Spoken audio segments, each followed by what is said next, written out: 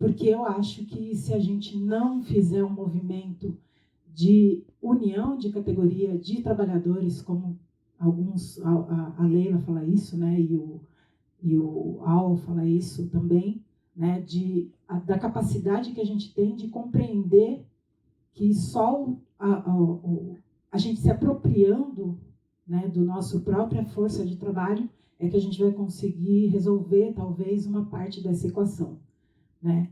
E também fico pensando muito no que eu não vou lembrar, eu tenho o nome dele anotado aqui, mas enfim, o cara que é da LID, enfim, que desenvolve soluções tecnológicas, né, de base tecnológica, porque ele acredita que isso pode melhorar a vida das pessoas. Não é que ele desenvolveu um algoritmo para poder piorar a vida das pessoas, mas que isso foi feito o uso da forma errada, né? E é um filme que eu gostaria muito que tivesse uma sala lotada, e principalmente lotada de pessoas que trabalham por aplicativo, não só entregadoras e entregadores, mas também os motoristas de Uber ou outras pessoas que desenvolvem atividades ou que nem imaginam, né? E eu não sei quantos de vocês aqui desenvolvem atividades que podem, de uma hora para outra, também se tornar precarizada, se tornar uma atividade uberizada, no pior sentido da palavra. E porque eu acho que se a gente não fizer um movimento de união de categoria de trabalhadores, como a Leila fala isso, né, e o Al fala isso também, né, da capacidade que a gente tem de compreender que só a gente se apropriando, né, do nosso própria força de trabalho é que a gente vai conseguir resolver talvez uma parte dessa equação, né? E também fico pensando muito no que eu não vou lembrar, eu tenho o nome dele anotado aqui, mas enfim, o cara que é da LID, enfim, que desenvolve soluções tecnológicas, né, de base tecnológica, porque ele acredita que isso pode melhorar a vida das pessoas. Não é que ele desenvolveu um algoritmo para poder piorar a vida das pessoas, mas que isso foi feito o uso da forma errada, né?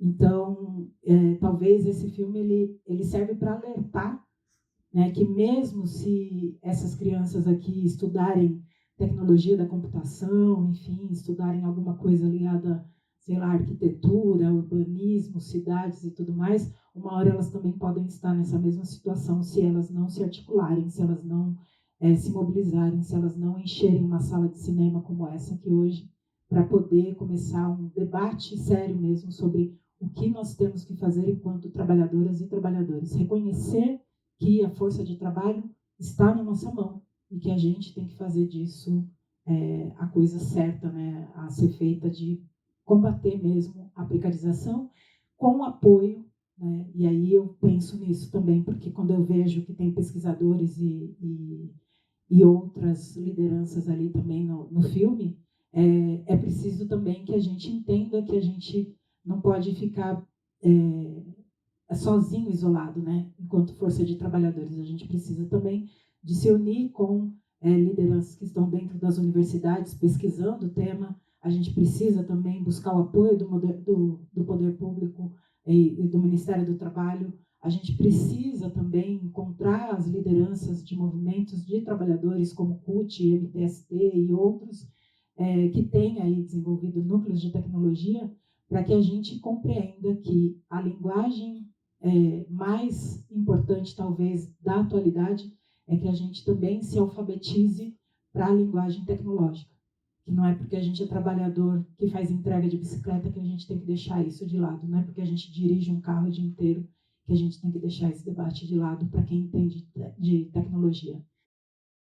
A Universidade do Vale do Rio dos Sinos, que resolveu fechar 12 programas de pós-graduação, a maioria de humanas, inclusive o programa onde eu atuo, o de comunicação, que é a nota 6 na CAPES, no máximo de nota 7, e que tem a ver com tudo isso que a gente viu no filme, né? Eu acho que o filme mexe bastante com a gente, o curta antes também é muito potente nesse sentido, e revela uma série de dimensões, desde a economia política, da questão do valor, até a questão da organização, ou quando os motoristas e entregadores são bloqueados e como que isso acontece. É óbvio que tem todo esse imaginário em relação a como que o algoritmo funciona, né? É interessante a gente ver como sempre aparece a coisa, um algoritmo faz tal coisa. O que é esse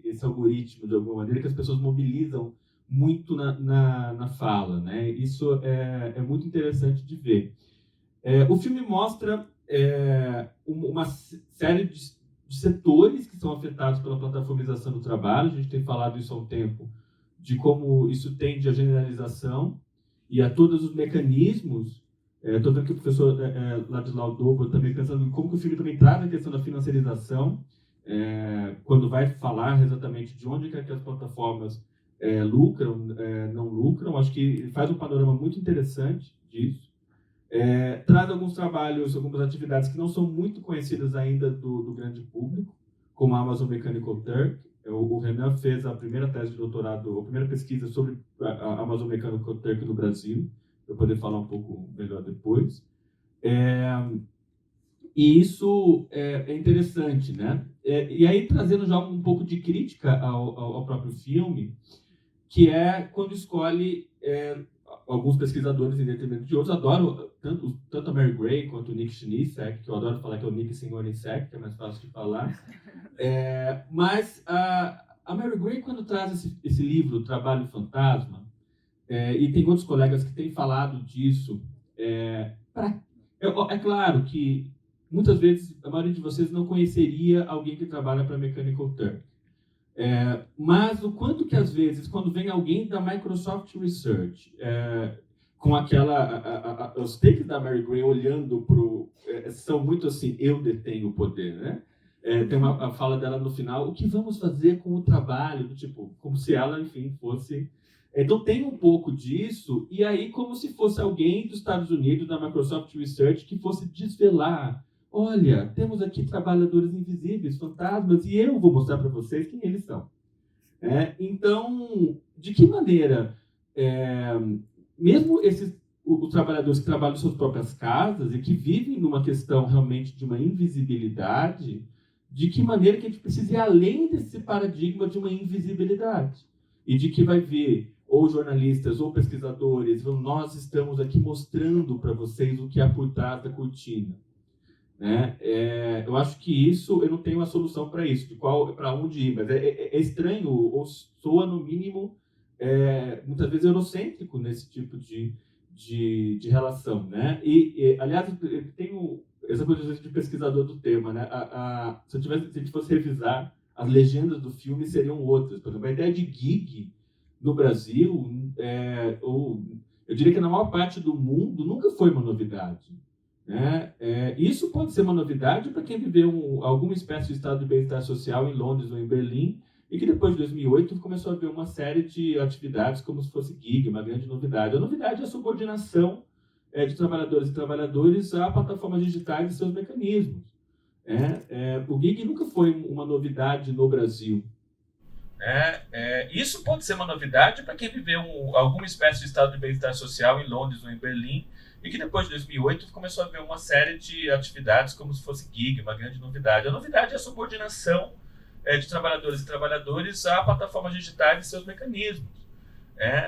O gig nunca foi uma novidade no Brasil, se a gente olhar no dia a dia na rua. E o microtrabalho, esses trabalhos em plataformas que alimentam a inteligência artificial, só no Brasil a gente tem no mínimo 50 plataformas atuando.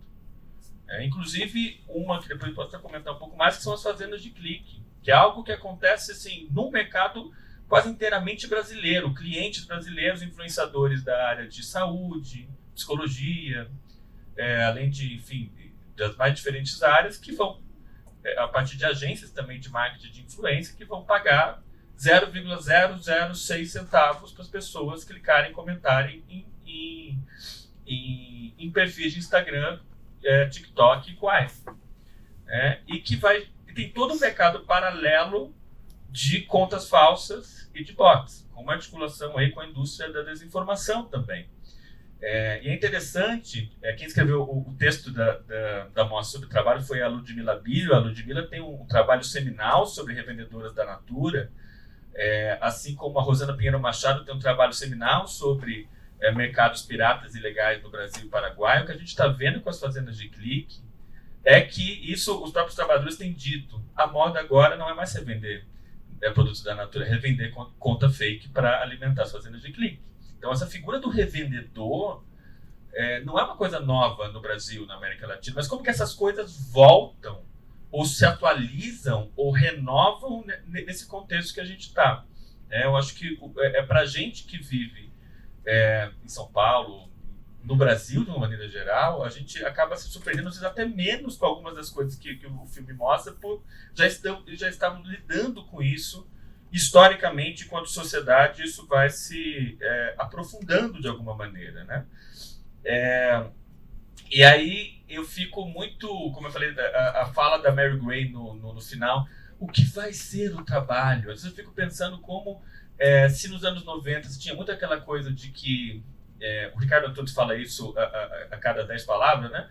Que nos anos 90 tinha o fim do trabalho e toda essa questão, e agora virou a grande moda falar em futuro do trabalho. Interessante como essas questões voltam, e como se tudo tratasse muitas vezes de uma questão de skills. O LinkedIn está aí para mostrar, né? Tudo se você trata de skill certa, e como se tudo fosse se resolver, né? E aí, como que a gente enfrenta esse cenário? Essa é sempre a pergunta mais difícil, né? Além da organização dos próprios trabalhadores, sempre em solidariedades, como o próprio motorista da Uber falou, a gente está desde 2015 fazendo isso. Aqui está o Rafael Vilela, fotógrafo, talvez uma das fotografias mais icônicas da greve dos entregadores de 2020 aqui no Brasil, que muda de alguma maneira também o que os protestos de entregadores e de trabalhadores por plataformas no Brasil. Como que isso se articula com pressões por políticas públicas, quando inclusive este governo fala que quer regular o trabalho por plataformas? De que regulação que a gente está falando quando fala de regulação do trabalho por plataformas?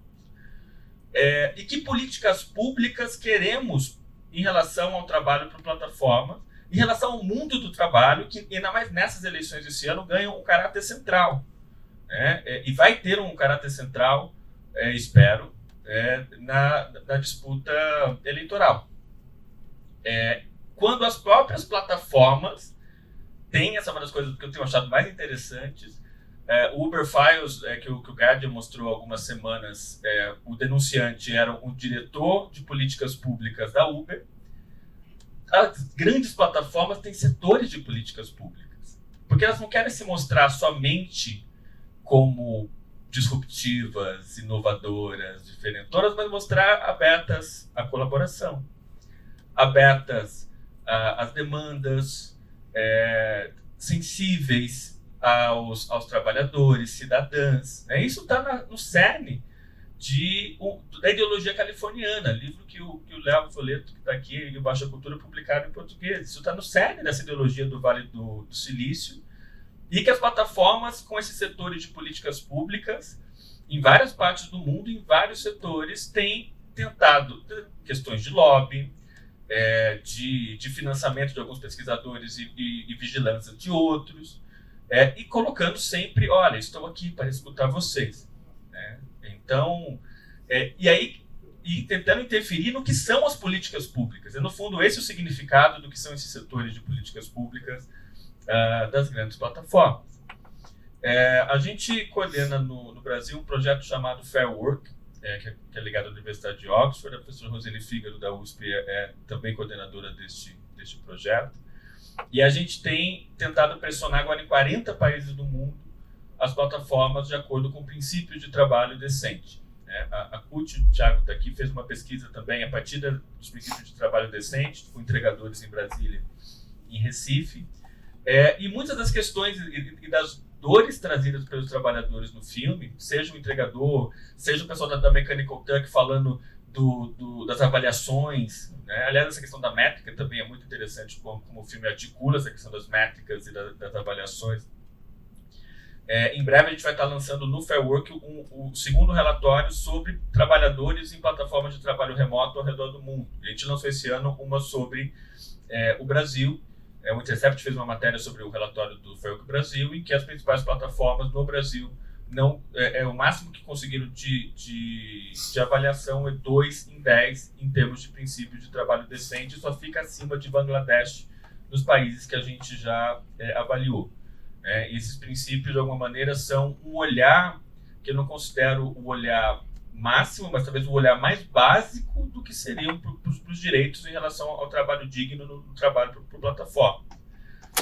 E para finalizar, assim, nessa primeira conversa, para mim, as políticas públicas que realmente um governo minimamente democrático no Brasil ano que vem tem que começar a pensar como incluir políticas públicas de trabalho decente por plataformas digitais e como fomentar desde baixo alternativas a esse cenário, como as plataformas de propriedade de trabalhadoras e trabalhadores, como o cooperativismo de plataforma, articulando trabalhadores plataformizados, como, por exemplo, algo que surge debaixo do Brasil já há algumas décadas, que é o movimento de tecnologias livres. Então, a gente tem potencial aqui para também sermos, nesse laboratório do trabalho por plataformas, não só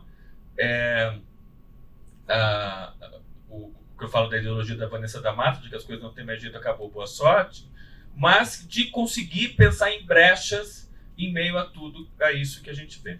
Obrigado. Oi, boa noite, gente. Primeiramente, eu gostaria de agradecer a Carolina pelo convite para participar dessa mesa com o Aline, o Rafael, a Tatiana. Uma alegria para mim conversar com vocês sobre o filme que acabou de passar aqui. E, bom, dando aqui alguns centavos sobre as minhas impressões do filme, a primeira, até articulando com o nome que o debate traz aqui, né, futuro do trabalho, a gente vê nos últimos 5, 10 anos, isso que o Rafael mencionou, né, que virou na moda ficar falando sobre o futuro do trabalho. Eu acho que tem uma disputa do que significa isso, né, que está dada na opinião pública. E eu acho que, enfim, as imagens elas sempre conseguem captar melhor para a gente do que eu ficar falando aqui horas e horas e horas, mas tem uma capa de setembro de 2017 da New Yorker, em que ela traz, ela retrata ali uma série de robôs que estão emulando seres humanos, caminhando como se eles estivessem indo para o trabalho deles, com as suas pastas, com os seus cafés, indo de um lado para o outro, com cachorros robôs transitando, né? O robô emulando o humano está carregando o robozinho lá do cachorro. E o único ser humano que está nessa imagem, nessa capa, é um mendigo que está pedindo moeda, que um dos robôs ali, na sua generosidade, está jogando uma moedinha no copo de café vazio dele, e ele está acompanhado de um cachorro animal mesmo, né? E essa imagem, para mim, é um pouco do que se tenta disseminar sobre o que é o futuro do trabalho, como se fosse um futuro sem emprego, sem trabalho, em que as pessoas vão ter que dar um jeito de se virar, porque os robôs vão tomar conta de tudo. E o filme, eu acho que ele tem o mérito de mostrar o que é o futuro do trabalho, do jeito que ele está acontecendo aqui e agora, né? Que são, enfim, diversas plataformas digitais que estão se beneficiando do trabalho humano sem uma correspondente responsabilização por estarem se aproveitando dos frutos desse trabalho, né? Então eu acho que o filme ele traz esse mérito esse mérito inicial que que eu gosto sempre de ressaltar nos debates que a gente faz sobre esse tema, né? E daí tem outros 2 aspectos que eu também gostei do filme, porque quando a gente fica falando sobre como que a gente pode melhorar as condições das pessoas que estão trabalhando nessas plataformas digitais, existe um esforço que é desvelar o que está acontecendo no trabalho nessas plataformas digitais, né? Então, a primeira coisa que aparece, e esse é um dos problemas que tem em algumas falas do filme, que porque a Uber, a Amazon Mechanical Turk, a Upwork, a Deliveroo são empresas de tecnologia. Não, eles não são empresas de tecnologia. A Uber é uma empresa de transporte. O Deliveroo é uma empresa de entregas. O fato delas usarem inovações tecnológicas de última geração e super avançadas não as torna empresas de tecnologia. Senão, toda empresa que adotasse uma tecnologia muito avançada no processo produtivo dela ia automaticamente virar uma empresa de tecnologia. Daí todas as empresas, no final das contas, são empresas de tecnologia. Então, eu acho que é importante fazer essa observação. A segunda é, a gente tem que olhar em relação à forma pela qual ocorrem as dinâmicas de trabalho nessas plataformas digitais. E daí, uma das críticas que eu acho que é possível de fazer do filme, acho que o Rafael já levantou isso um pouco, que é o algoritmo, né? Essa entidade divina que milagrosamente entra dentro da plataforma digital e começa a organizar o trabalho de motoristas e entregadores, né? O algoritmo, o CEO lá da Lead Genius fala assim, era ruim o autoritarismo do chefe e o autoritarismo do algoritmo pode ser ainda pior. O algoritmo é o chefe, gente. O algoritmo, ele não é algo que é modelado de forma aleatória conforme o trabalho vai acontecendo. O algoritmo ele é um conjunto de etapas que vão determinar como uma pessoa tem que realizar o trabalho dela, e isso é preenchido de acordo com as orientações e as ordens que uma empresa vai dar para o trabalhador. Existe uma pessoa que programa o algoritmo. Quem programa o algoritmo é a empresa proprietária da plataforma digital. Então é importante a gente ter em mente isso, porque o algoritmo, no final das contas, o que ele faz? Ele que permite distribuir o trabalho entre entregadores, motoristas e crowdworkers e tudo mais. É ele que fixa o valor do trabalho. É ele que determina em quanto tempo o trabalho tem que ser realizado. É ele que vai verificar se os trabalhadores estão ou não estão cumprindo as regras que são determinadas pela plataforma digital. É o algoritmo que vai aplicar as sanções para os trabalhadores que não vão estar cumprindo essas regras. Então, a gente ter noção disso e ver como esses algoritmos vão operar, que no final das contas, no final do dia, o que eles fazem? Eles vão substituir atividades que anteriormente eram atribuídas a gerentes, encarregados, trabalhadores do setor de recursos humanos, atendentes, enfim, uma série de trabalhadores que ajudavam a organizar a atividade produtiva. Então, esse é um outro aspecto que é relevante da gente ter em vista. Um mérito que eu gostei bastante do filme e que, quando a gente olha para um debate mais amplo sobre o futuro do trabalho via plataformas digitais, a gente não vê tanto, olhar e tentar concretizar um pouco melhor o que é o crowdwork, né? Esse trabalho na Amazon Mechanical Turk. Todas as vezes que eu tento falar sobre esse assunto, escrever sobre esse assunto, para tentar também mostrar essa realidade que fica muito difícil de ser visibilizada, é sempre um desafio, e eu acho que o filme consegue mostrar isso de uma forma muito positiva e entrar um pouco mais, aprofundar um pouco mais, né, as dinâmicas de trabalho que essas plataformas operam. E uma das... se eu pudesse ter opinado no roteiro do filme, algo que eu acho que seria importante de mencionar em relação aos trabalhadores da Uber e da Deliveroo, por exemplo, existe uma cobertura e uma demonstração também em relação a como que a organização coletiva dos trabalhadores pode acontecer, como que ela pode influenciar uma melhoria das condições de trabalho. Isso é fundamental. Tá? Eu acho que, óbvio que é da maior relevância que o Estado olhe para isso, que a academia olhe para isso, que a sociedade olhe para isso, mas eu não vejo uma mudança de cenário sem que os trabalhadores coletivamente organizados consigam interferir no debate, porque a história do direito do trabalho é essa. O direito do trabalho não surge porque existe um governante benevolente que um dia olha para os trabalhadores que estão sendo explorados e fala, coitados deles, né? Vamos melhorar as condições de vida de trabalho porque eles estão trabalhando 16 horas, porque tem criança trabalhando aqui, que mulher trabalha em condições completamente inadequadas. Porque os trabalhadores conseguem se organizar e exercer uma pressão para fazer um contraponto em relação ao poder do capital. E isso fica claro em algumas passagens do filme. E, enfim, eu acho que de alguma forma isso é mostrado, né, com os trabalhadores da Uber e da Deliveroo. Mas existe formas de organização coletiva de trabalhadores do crowdwork, da Amazon Mechanical Turk. Essa forma de trabalho, os trabalhadores eles ficam completamente no escuro e eles têm uma dificuldade muito grande de se comunicar, seja com a plataforma, seja com as pessoas que demandam esse tipo de trabalho. Então, o que aconteceu existem algumas experiências, é que trabalhadores que atuam nessas plataformas criaram fóruns online, como o Turkopticon, em que eles trocam informações entre si, para eles... É uma forma de solidariedade pura aquilo, né? Porque trabalhadores que estão iniciando nesses trabalhos se inscrevem nessas plataformas e conseguem pegar dicas, sugestões, como pegar trabalhos que são melhor remunerados.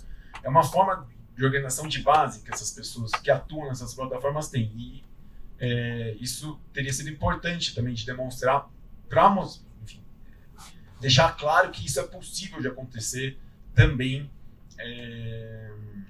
nessas formas de trabalho, né, no crowdwork. E daí, enfim, acho que estão chegando algumas perguntas aqui, seria interessante também da gente poder fazer esse debate, mas o único, enfim, para finalizar, enfim, eu venho da área do direito, né? Então um pouco do meu pensamento, de uma forma de raciocínio, é pensado, bom, como que a gente vai melhorar isso, né? Qual que é o papel que o direito vai ter aqui?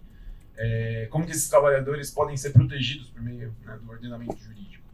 E eu, pessoalmente, quando eu olho para o trabalho da Uber, dos entregadores, para mim é claro que a CLT ela tem um papel, né? A gente, por mais que as pessoas fiquem fazendo a crítica à CLT do Estado Novo, né, que é uma forma, inclusive, de deslegitimar a produção jurídica que existe aos trabalhadores, mesmo a CLT tendo sofrido inúmeras alterações aí ao longo dos seus 70 e tantos anos, 80 anos, existe uma reforma de 2011 que mudou a CLT e que equiparou formas de supervisão, controle dos trabalhadores, isso acontecendo de forma direta, com o controle, a supervisão dos trabalhadores acontecendo por meio de meios telemáticos e informatizados. Então a gente já tem essa possibilidade de equiparação. Mas o que eu quero deixar registrado, que eu acho que é importante aqui, é que a CLT ela não deve ser considerada, a legislação trabalhista do jeito que a gente a tem hoje, ela não deve ser considerada como um ponto de chegada, mas um ponto de partida. Os trabalhadores, e vocês aqui que atuam no dia a dia sabem melhor do que eu isso, existem várias questões que devem ser tratadas e analisadas que não necessariamente vão estar previstas na legislação do trabalho, do jeito que a gente tem hoje. E é importante que isso seja apontado e que a gente possa imaginar disposições que os trabalhadores querem ter, justamente porque a gente vai passar por um período eleitoral esse ano e, dando tudo certo, assim, espera, a gente vai ter um novo ciclo a partir de 2023 e eu acho bem provável que o tema do trabalho via plataforma digital vai entrar na ordem do dia, porque está se tornando insustentável essa questão no Brasil hoje em dia. E eu também acho que é importante a gente não se iludir que, começando esse novo ciclo de fato, as empresas elas vão entrar pesado nesse jogo, porque é o que elas fizeram ao redor do mundo. Esse caso que foi apresentado aqui da Califórnia, do AB5, né, ele não contou a história inteira. Eu acho que é até bom, porque senão você fica mais deprimido ainda assistindo o filme. Mas assim, o que aconteceu foi, tentando resumir para finalizar um pouco a minha fala, a Califórnia, o estado da Califórnia alterou o código trabalhista deles em 2020, aprovando essa lei, né, que ia permitir a classificação dos motoristas como empregados. A Uber e a Lyft não ficaram quietas. O que elas fizeram no dia seguinte da aprovação dessa lei? Eles conseguiram aprovar a realização de um referendo que aconteceu em novembro de 2020, junto com as eleições presidenciais nos Estados Unidos, para que o estado da Califórnia votasse se essa nova lei deveria ser aplicada aos motoristas que trabalham em plataformas digitais ou não. E a Uber gastou mais de 200 milhões de dólares nesse referendo e, pelos relatos que vêm dos Estados Unidos, esse é o maior investimento, o maior gasto que uma empresa fez na realização de um referendo na história dos Estados Unidos. Então, eu estou falando isso porque qualquer movimento que vier pela regulação, assim, as forças vão estar em disputa num novo ciclo em que isso vier a ser objeto de debate. E é importante a gente ter clareza isso para a gente ter dimensão das limitações que vão existir, do tipo de alternativa que a gente vai colocar. Eu acho que, enfim, a solução não tem que ser apenas e tão somente pelo direito do trabalho, né? Acho que o Rafael e a Aline mencionaram que o debate das cooperativas de plataforma, existem uma série de temas que passam para o debate sobre isso, de como que a legislação também pode melhorar em relação a isso. Então, eu acho que numa fala inicial o que eu pensei era isso, e agradeço a atenção de vocês. Obrigado. Eu acho que tá maravilhoso, porque grande parte das coisas que eu planejei perguntar já foram super pinceladas aqui, faladas, mas alguns pontos que foram ditos eu pretendo voltar, e não só eu, mas as perguntas aqui também estão caminhando para o mesmo lugar, assim. Mas a minha próxima pergunta, ela é em relação ao contexto global, né, o Brasil dentro do contexto global, assim, porque o filme claramente não menciona, né, mas é uma situação que vivemos e sabemos que é muito semelhante em vários aspectos com o Brasil. Eu queria que vocês colocassem um pouco em contexto, assim, em relação ao resto do mundo, e também saber se tem alguma particularidade, né? O Rafael falou, já, a gente está muito acostumado com bicos no Brasil, né? Uma particularidade nossa. Mas eu queria saber onde nós nos vemos no filme e onde a gente não se vê no filme, né? O que falta e onde a gente está posicionado dentro desse contexto que foi apresentado. Quando o Rafael falou, me lembrou muito também o Dilema das Redes, que é bem esse filme, né? Os norte-americanos, tecnocratas, dizendo como que eles vão salvar a tecnologia, vão salvar a gente dessa situação horrível que estamos apresentando. E é meio isso, né, o filme também. Então é interessante a gente ter essa visão daqui de como sair dessa, né, daqui de baixo para cima, digamos assim. Bom, mas é isso, queria saber um pouco como que a gente se coloca no contexto global, assim, né, o que temos de particular aí. Não é só para eles não, tá, é para os três.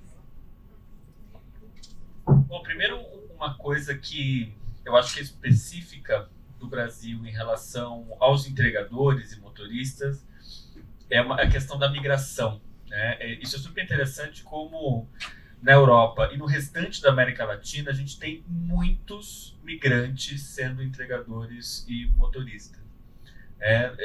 No Brasil, a gente, até pelo tamanho continental do nosso país, a gente não tem a questão de uma migração externa, pelo menos, e não temos dados sobre isso. Mas quando o debate europeu e mesmo o debate na Colômbia, na Venezuela, mesmo na Argentina, no Paraguai, tem se colocado bastante essa questão da migração, né? E tem algo que eu e a Alice estava cochichando um pouco antes, que a gente tem a impressão de que um dos entrevistados no filme é brasileiro, aquele que monta móveis e tal. Não é explicitamente falado, mas pelo sotaque, pelo nome, a gente pensa isso.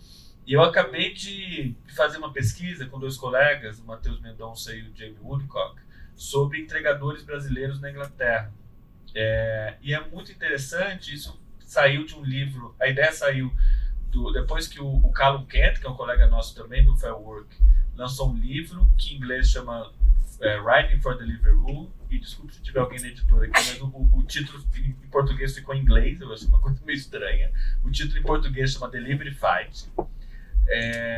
E no livro ele estudou entregadores em Brighton, na Inglaterra, e ele cita umas 7 vezes brasileiros lá. E a primeira vez eles falam, nossa, a primeira greve em Brighton nasceu dos entregadores brasileiros. Nossa, os grupos de WhatsApp dos brasileiros são os mais agitados, eles já têm experiência de greve que vinham do Brasil e tal. Aí a última vez que eles citam brasileiros mas eu descobri que eles eram bolsonaristas. Isso mostra um pouco também de uma complexidade, de uma composição política de se pensar sua composição política, que não é também só isso, não é, enfim, um pouco dessa questão de Brighton, e que fez com que a gente fosse entender um pouco melhor o que eram assim, os entregadores, o que são os entregadores brasileiros na Inglaterra, em termos de migração também. Eu acho que o filme mostra um pouco isso, essa questão de não ter documento e de como isso muda também o que é o contexto do trabalho, do nome e questão e tal. E muitos relatam diferenças entre trabalhar para Uber Eats no Brasil e na Inglaterra. Um exemplo que vários dão é dizendo que às vezes no Brasil você fica 2 semanas sem fazer um pedido e você já fica lá na última fila e não consegue mais pedido nenhum, e que não é tão assim em outros países. Então é interessante. E aí, até no crowd work, nessa questão mais global, e esses nomes eles deslizam, né? A gente nunca sabe o melhor nome para dizer. Tem alguns colegas que têm falado a expressão migração virtual. Porque antes, eu mesmo caí numa cilada uma vez num texto que eu escrevi, que era, entregadores e motoristas são plataformas geograficamente determinadas, porque você só pode pegar entrega em determinado local, e as crowdwork nem tanto. Mas a gente vê, isso tem uma fala no filme muito legal do cara da Nigéria, falando, olha, uma tarefa dessa, chegar para a Nigéria, para o trabalhador na Nigéria não é sempre que aparece. Ou seja, as plataformas de crowdwork são muito marcadas geograficamente também, tanto desde o lugar em que as pessoas estão morando, muitas vezes articulando nesse trabalho remoto por plataformas com o trabalho reprodutivo, com o trabalho de cuidado e tal. Mas o próprio fato da Amazon Mechanical Turk, em muitos países, os trabalhadores não receberem dinheiro, receberem crédito da Amazon. No Brasil, ali é um asterisco que a gente colocaria, eu acho que no filme, se fizesse o roteiro. No Brasil isso mudou faz pouco tempo. Que os brasileiros também recebiam crédito na Amazon, depois se vendiam essas questões e tal. Então, eu tendo sempre a pensar que a gente tem muitas similaridades, né, em algumas situações, essa questão do ser bloqueado e nunca ninguém dá resposta, é algo que acontece em muitos países, né? Mas é claro que você tem especificidades que sejam brasileiras nisso, embora muitas vezes eu tenda a inverter esse argumento, Tatiana, porque em vez de pensar o gig como historicamente marcado no Brasil, não, é na maioria do mundo, os específicos são os europeus, ou alguma parte da Europa, né? Então, talvez, hoje, segundo a última estimativa do IPEA, o Brasil tem 1,5 milhão de motoristas e entregadores por plataforma. Então, eu acho que o Brasil, especialmente, tem uma importância muito grande nesse cenário do trabalho por plataforma. E é claro que também é muito difícil a gente pensar na questão da quantificação. É sempre um dos grandes debates dessa questão da quantificação dos trabalhadores, né? Tem um livro que foi lançado pelo pessoal da Federal do Paraná, Sidney Machado, que vai dizer que 93% dos trabalhadores por plataformas no Brasil estão nas ruas e só 7% estão trabalhando remotamente. Mas, ao mesmo tempo, esses 7% tem no mínimo 50 plataformas atuando ali, né? E é difícil de dizer exatamente quanto que isso significa, né? Então, deixo agora para a Aline e para o Renan falarem. Bom, vamos lá. Eu não tenho dados como o Rafael trouxe, né? Mas eu posso falar de uma realidade específica aqui na cidade de São Paulo, que é do movimento de entregadoras e entregadores, da gente pensar, né, um pouco por que é tão difícil articular essa organização de trabalhadores para eles pensarem por si mesmos como desenvolver, por exemplo, um algoritmo próprio, porque se trata disso. Então, a gente vê aí, no começo das greves, em 2020, a gente vê ali o movimento do Galo e que logo na sequência surgem os entregadores antifascistas. Isso, por si só, gerou uma polêmica, né? Porque muitos dos entregadores que queriam se juntar ali naquela naquela greve, naquela paralisação, viravam e falavam que não, o movimento tem que ser apolítico, né? Não pode levantar bandeira nenhuma, não pode deixar encostar as centrais trabalhistas, os movimentos dos trabalhadores e tudo mais. E o próprio Galo, em determinado momento, ele fala que ele viu algo que ele não estava gostando muito, que era a identificação de um movimento bolsonarista dentro dos entregadores ali, que estavam querendo reivindicar melhorias de condições de trabalho, e que ele não via essa mesma manifestação entre a galera que fazia entrega de bike, que essa galera ela era muito mais pé no chão, era muito mais com um olhar para o movimento de esquerda ou progressista, ou que estavam conscientes do que eles precisavam mesmo, né? Então, hoje em dia, o movimento dos entregadores antifascistas, ele tem dentro de si próprio um monte de fissuras e tem uma dificuldade de se articular e de virar e falar assim, não, é isso que a gente precisa. Então, nisso surgem aqui em São Paulo algumas organizações e debates, né? Então, a gente vê o surgimento de coletivos, a gente já tinha a Giro Sustentável, que já estava ali no movimento para se tornar uma cooperativa.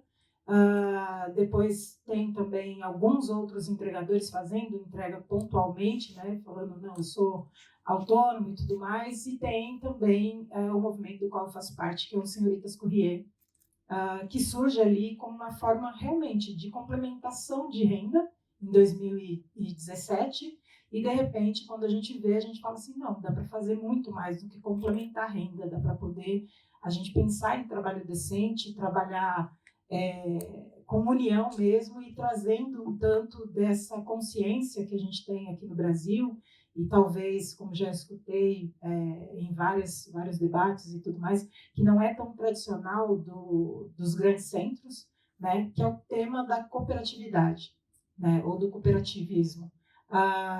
Isso não é tão comum aqui em São Paulo, mas a gente tem aqui uma cooperativa que se constituiu através da necessidade e do entendimento de trabalhadores que viraram e falaram assim, esse é o meio que a gente entende, que é o melhor para a gente poder se organizar. E as Senhoritas também caminham nesse sentido, porque a gente vê que isso também é uma forma de organização que faz a diferença, né? Quando eu vejo, por exemplo, no filme, né, o Jérôme da França, lá dos trabalhadores livres de Paris, lá dos entregadores e tudo mais, eu fico pensando, né, o quanto que é possível aqui em São Paulo a gente conseguir fazer um movimento semelhante, não pensando em articular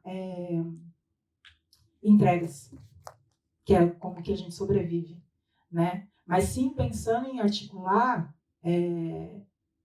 dados, né? Articular mesmo a regulamentação dessa atividade, né? Eu converso muito com o Ricardo e a gente sempre falando assim, poxa, surgiu lá no grupo da Mensageiros do Brasil, de São Paulo, né? Um trampo falando assim, cara, é uma pizzaria numa região nobre da cidade oferecendo R$45 a diária para o trabalhador, né? Mas essa diária não começa às 9 da manhã e vai até às 5 da tarde. Essa diária começa às 7 da noite e vai até às 3 da manhã. R$45 para você trabalhar nesse período, e aí você ganha uns adicionais ali. Se você tiver tantas entregas, são de R$2 a R$6, dependendo da distância que você vai.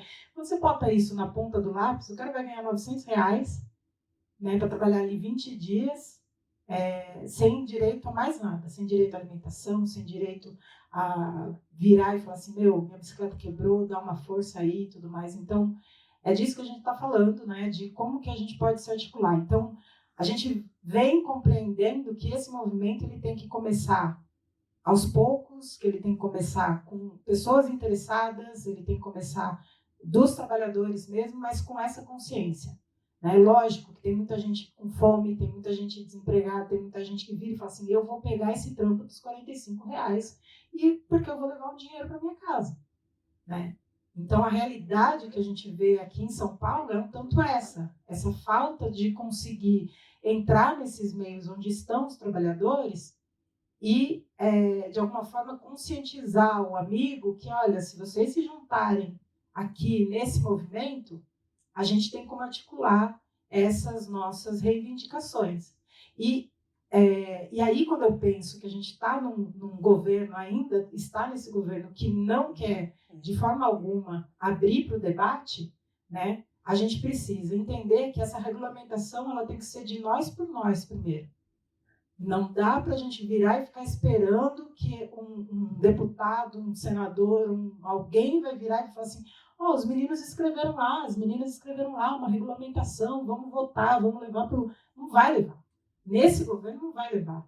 E eu tenho minhas dúvidas, né? Se no próximo governo, se tudo der certo, se no próximo governo vai ser assim, porque não vai ser assim. Então a gente precisa articular e fazer a coisa primeiro da gente para a gente, para mostrar que isso pode acontecer, que pode ser possível. E aí, nesse sentido, né, a sociedade civil tem que parar de olhar para essa população que faz esse tipo de trabalho e falar assim: pô, mas o trabalho da Gira é caro, o trabalho das senhoritas é caro.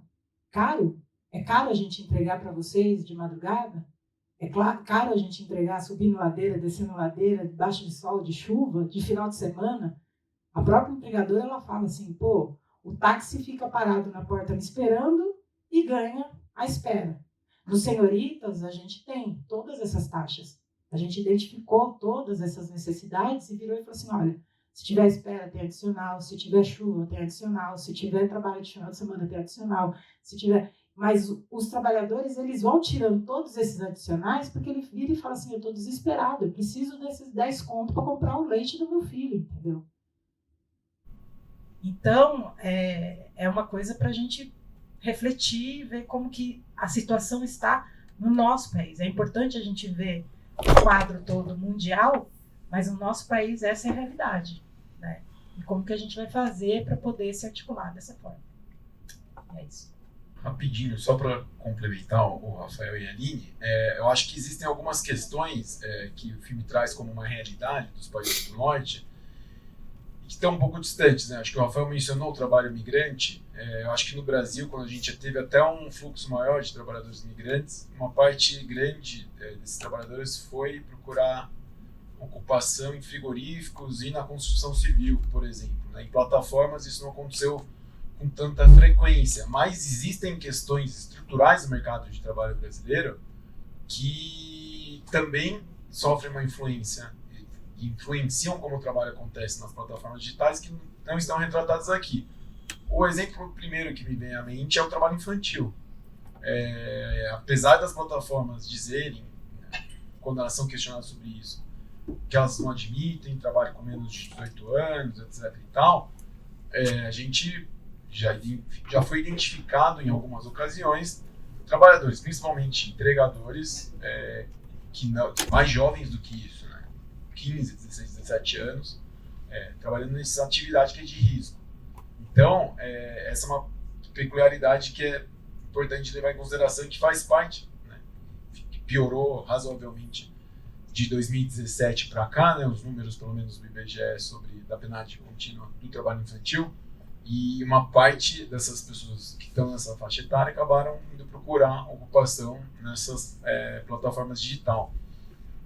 Um aspecto que eu acho que é desafiador para a gente pensar o trabalho nas plataformas de crowdworking específico, e que eu acho que é um debate que a gente tem que ir amadurecendo, quando a gente vai pensar na regulação do trabalho do crowdwork, a gente tem que levar em consideração uma série de atividades, porque no geral a gente pode ter um trabalhador no Brasil utilizando uma plataforma que é a sede oficial dela nos Estados Unidos, para um tomador de serviço que está na Rússia.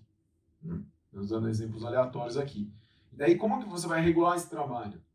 O efeito, a remuneração, ela é determinada de uma forma mais ou menos homogênea lá dentro da plataforma.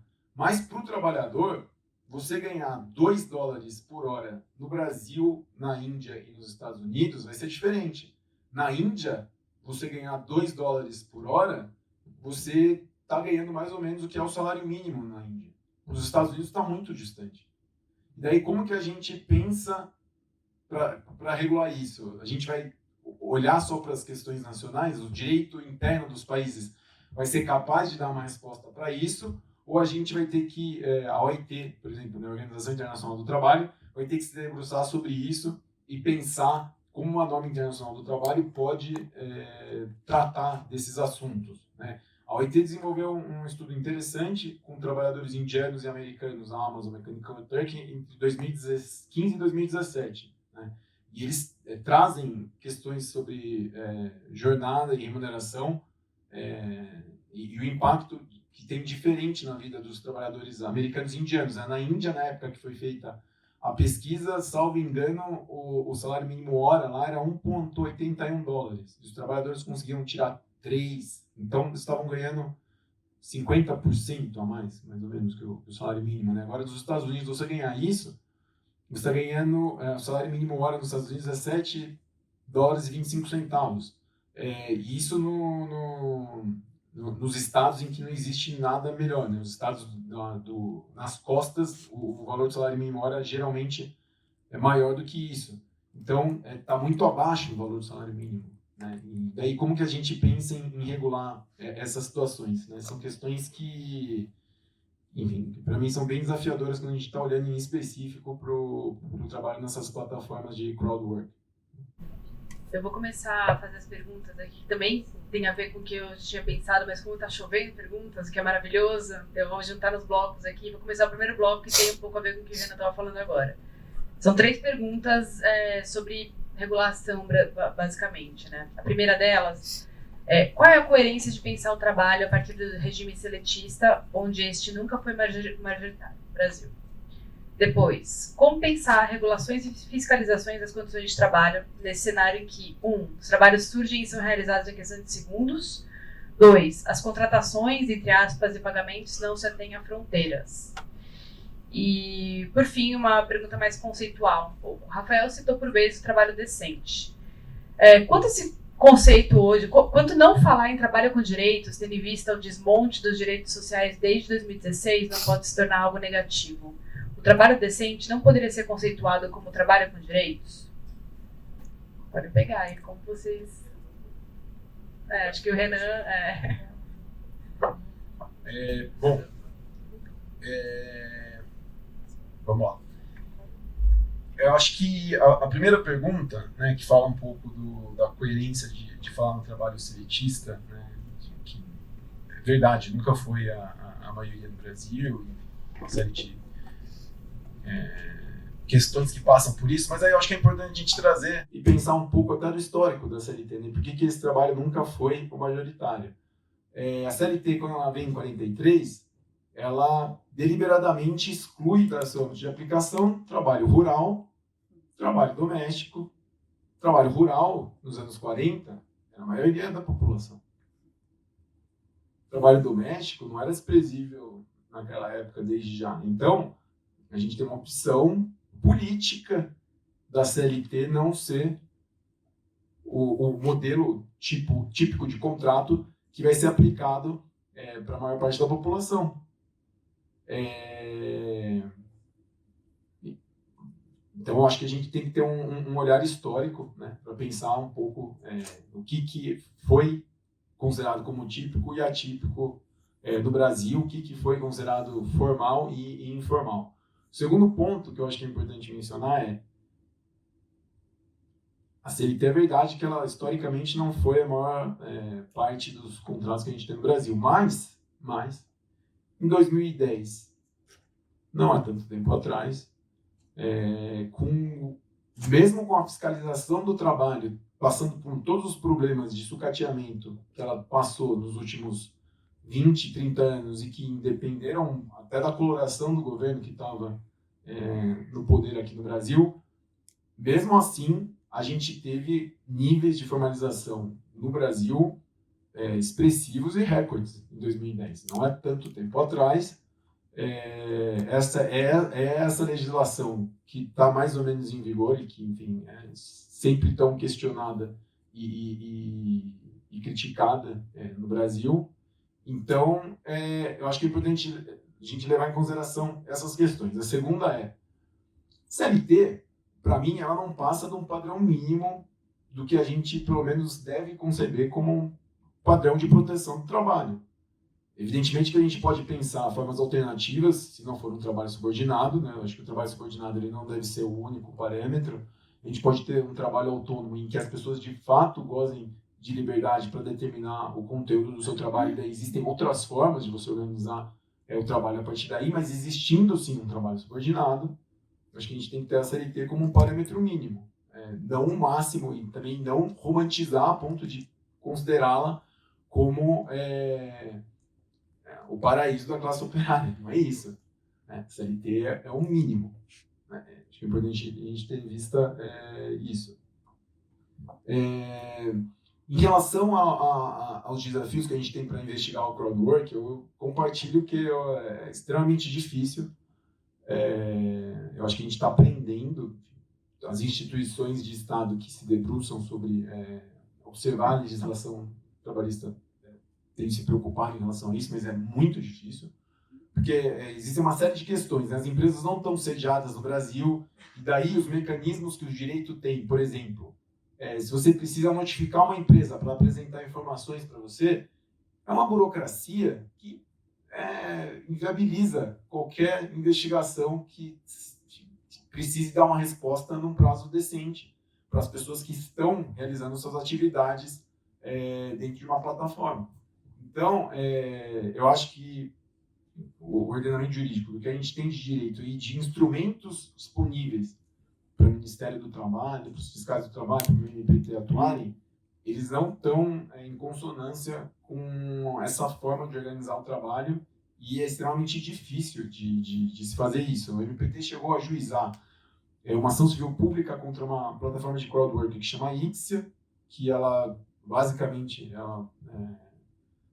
em grande parte dela presta serviços para uma operadora de TV a cabo, e, enfim, o juiz reconheceu o vínculo dos trabalhadores em primeira instância. Esse processo ainda pode ser julgado, pode mudar o resultado dele, porque ele está pendente de julgamento aqui no Tribunal Regional do Trabalho de São Paulo, mas foi possível de realizar a investigação e a ajuização civil pública porque essa plataforma está localizada no Brasil, mas existem uma série de outras plataformas em que trabalhadores brasileiros se utilizam para trabalhar, em que essas empresas estão localizadas em outras localidades, o que torna extremamente difícil a realização de investigação. Não sei se eu respondi tudo, mas eu acho que de forma geral foi isso.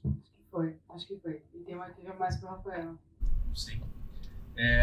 Na última análise, o que é considerado... Como pensar o que é decente no capitalismo?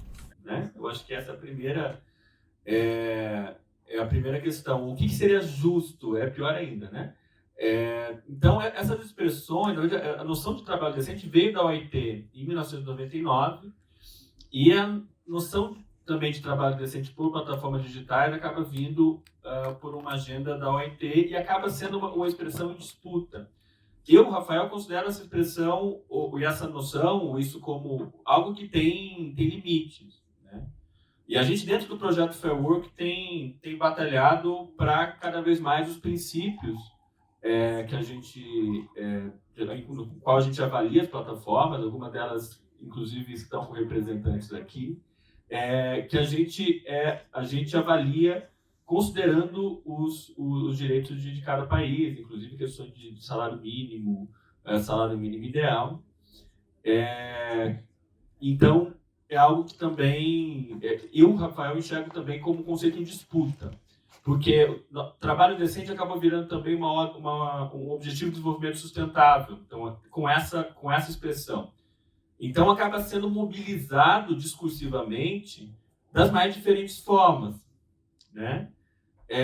Por exemplo, ano passado, tem um think tank chamado Instituto Ethos, vocês podem ver isso, tem lives, tem uma consulta pública, inclusive o Instituto Ethos fazendo uma consulta pública sobre o que eles consideram. O Instituto Ethos também criou princípios de trabalho decente em plataformas digitais, entre aspas. Então, é preciso tomar muita atenção e de como isso vai sendo mobilizado discursivamente, né? Isso é importante da gente... Então, eu às vezes eu falo essa expressão que é um termo caro ao projeto Fair Work, mas também de pensar os limites dele enquanto categoria explicativa. Eu recebi um bilhete aqui, falando que a gente tem 10 minutos para terminar, exatamente, então eu vou reunir umas 4 perguntas aqui que vão caminhando um pouco para uma das minhas perguntas também, que é basicamente como que a gente sai dessa, que tipo de modelos a gente tem alternativos a essa realidade devastadora que a gente viu. Uma delas pede para comentar a decisão do TJ do Rio em suspender o App Valeu, né, que surgiu como uma alternativa municipal, né, a essas grandes empresas de entrega e tal. A segunda é: o cooperativismo de plataforma não poderia criar capital comunitário? Depois as duas: vocês conhecem algum modelo de sindicato 100% digital de plataforma que usa inteligência artificial e combate de igual para igual com essas plataformas?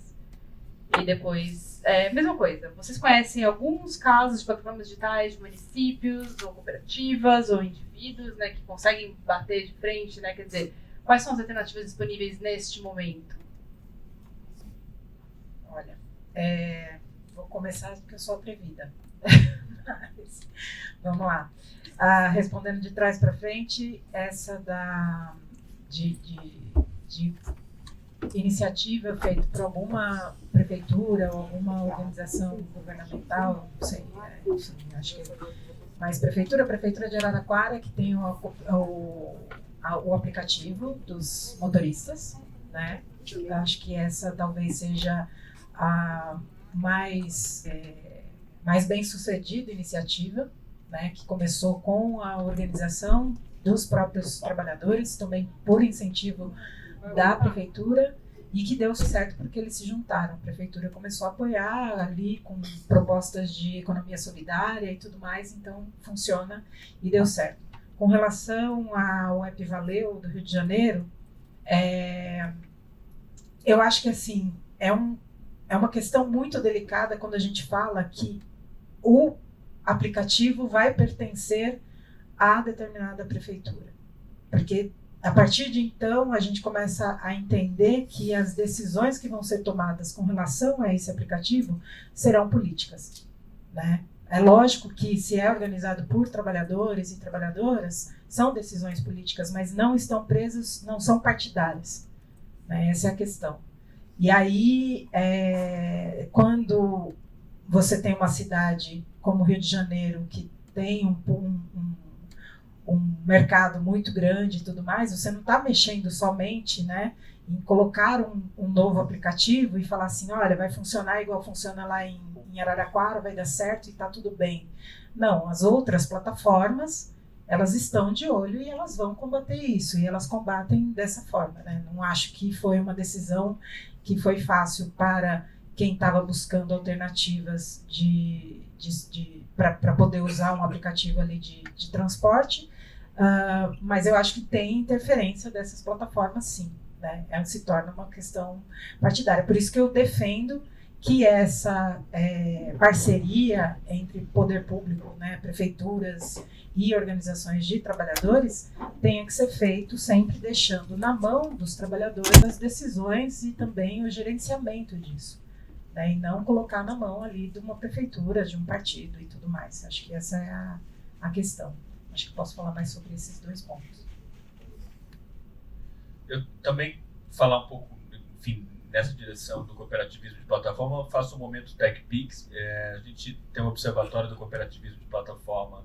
Convido vocês a assistirem os 20 vídeos que a gente fez lá explicando princípios e exemplos desse movimento. Um documentário também com as senhoritas Courrier. E pensar a partir das brechas que eu estava comentando antes, e também de não imaginar que o cooperativismo de plataforma, eu tenho preferido chamar de plataformas ou até tecnologia de propriedade de trabalhadores e trabalhadoras e de comunidades, porque não necessariamente também vai ser uma plataforma, né? Eu tenho falado muito como essa noção de cooperativismo de plataforma nasce com a experiência do cooperativismo de Nova York, né? E aqui no Brasil a gente tem, de um lado, um cooperativismo oficial muito ligado ao agro, e do outro lado a economia solidária, e que vira também um nome em disputa, e um movimento em disputa. em termos discursivos ideológicos. Não vamos esquecer, e o Renan, que é do direito do trabalho, com certeza lembra, que é essa questão das copegatos, ou de como que isso nos anos 90 foi reapropriado pelas plataformas, pelas empresas, para criar falsas cooperativas. Eu não duvido que venha um movimento das copegatas 4.0. Então a gente precisa estar muito de olho nessas disputas também, envolvendo o que isso significa, né? E dos limites. Tem uma série de literatura, isso desde Rosa Luxemburgo até hoje, falando de quanto que o cooperativismo de plataforma pode ser cooptado, reapropriado e de outras maneiras, mas ao mesmo tempo de pensar, como a Aline sempre fala também, como experiências, né? Ou como protótipos. Eu falo sempre do caso da CoopCycle, que é uma federação de cooperativas de entregadores, e que eles criaram um software, um aplicativo baseado em software com licença Copyleft, só cooperativas podem usar, tem uma série de questões lá. E o consumidor baixa um aplicativo, pode estar em Bordeaux, em Barcelona, em Londres, e vai acessar a cooperativa local. Agora, foi projetado, foi desenhado por alguém francês, acostumado com as ruas de Bordeaux, não com as ruas de São Paulo e do Rio de Janeiro. Agora, as cooperativas de tecnologia da Argentina estão trazendo a CoopCycle para a América Latina. Eles têm falado muito da questão de reterritorializar essas cooperativas. Não se trata somente de adaptar ou, entre aspas, tropicalizar isso aí. É uma coisa que eu tenho falado muito com o Léo Folleto, que é essa articulação que já tem no Brasil histórica de movimentos de tecnologias livres que podem se articular a movimentos de trabalhadores plataformizados. Eu não acho que a solução é cada prefeitura criar seu aplicativo. E aí também a diferença entre aplicativo e plataforma. O aplicativo é um software que está ali no celular, a plataforma envolve toda essa questão que envolve modelo de negócio, dados, infraestruturas. No blog da Boitempo eu fiz uma crítica a como estavam sendo pensadas essa questão do aplicativo de Araraquara, que tem os seus benefícios e tal, mas como o aplicativo que a cooperativa decidiu levar à frente é de um sócio e a missão da empresa é transformar o aplicativo no oficial de cada prefeitura do Brasil. E aí a questão é de quem são as propriedades dos dados disso, e das infraestruturas disso. Então, de não entrar numa de que não, basta agora, então, temos a interface. E o que isso, hoje tem uma agenda aí também de que interface que a gente está falando, com todos esses debates que envolvem racismo algorítmico, que envolvem uma série de desigualdades também nas materialidades das plataformas, de que maneira que, quando se projetam alternativas, não se trata também somente da organização do trabalho. Em termos de políticas públicas, tem um caso interessante em Barcelona, que é Match Impulsa, que é uma parceria da Universidade Aberta da Catalunha com a Prefeitura de Barcelona para fomentar, e o nome que ele chama é plataformizar a economia social e solidária da região da Catalunha de uma maneira transversalmente feminista e interseccional, e fomentando iniciativas na região. Para mim, isso significa tanto políticas públicas quanto essa articulação entre universidades, cooperativas, trabalhadores, os parques tecnológicos das universidades das universidades públicas especialmente, que têm sido berço de várias startups que se consideram e que estão aí no mercado, de que maneira eles podem ser o berço de experimentos de cooperativismo de plataforma, de tecnologia de propriedade de trabalhadores. Então, eu considero isso ainda no ponto de vista de algo a ser construído, ainda sem fórmula pronta, mas que com um acento forte nas brechas, nas fissuras. Renan, você quer falar alguma coisa? Porque a gente vai acho que já estourei o tempo, né? Não sei se preciso parar. 5 minutos, vai. Não dá pra falar mais 2 minutos, 3 minutos. Não, 1 minuto só. Quando a gente fala de cooperativismo, acho que é importante a gente lembrar também, né, que mesmo o sentido dessa palavra de movimento é algo que não é unívoco, né? Então a gente tem setores do movimento cooperativista que almeja se organizar sobre os preceitos, inclusive internos, sobre a lógica de uma economia de mercado, única e exclusivamente, e existe um outro setor, que a gente fala bastante aqui, de organização de cooperativas sobre os preceitos de uma economia solidária, né, que é um pouco diferente. Então, mesmo dentro do que vai ser uma eventual cooperativa, que vai organizar trabalhadores via plataforma digital, acho que existe uma diferença que é importante ter em vista. E o segundo, acho que o Rafael mencionou aqui, acho que só reforçar, a gente tem um histórico no Brasil, não desprezível, do uso de cooperativas para fraudar as relações de trabalho, né? Então, de criação de cooperativas, que empresas que anteriormente contratavam empregados sob os regimes normais, tradicionais da legislação trabalhista, estimularem os seus trabalhadores a criarem cooperativas e começarem a contratar os serviços dessas cooperativas como uma forma de escamotear a relação de trabalho. Isso é importante também da gente ter em vista para não permitir que sobre ideais que são muito importantes e relevantes se colocados em prática de acordo, né, de forma autêntica, se permitir com que direitos sejam fraudados, né? Bom, gente, muito obrigada. Passou voando, né? São quase 3 horas já. A gente podia continuar falando por mais 2 horas aqui. Acho que tem muita ânsia para saber disso. As perguntas acho que são um retrato disso, assim, muita coisa legal para perguntar. Peço desculpas aí das perguntas que eu não li, né? Porque eu tentei agrupar para a gente conseguir abarcar o máximo possível aí delas. Boa noite, gente. Obrigada por vocês. Foi maravilhoso.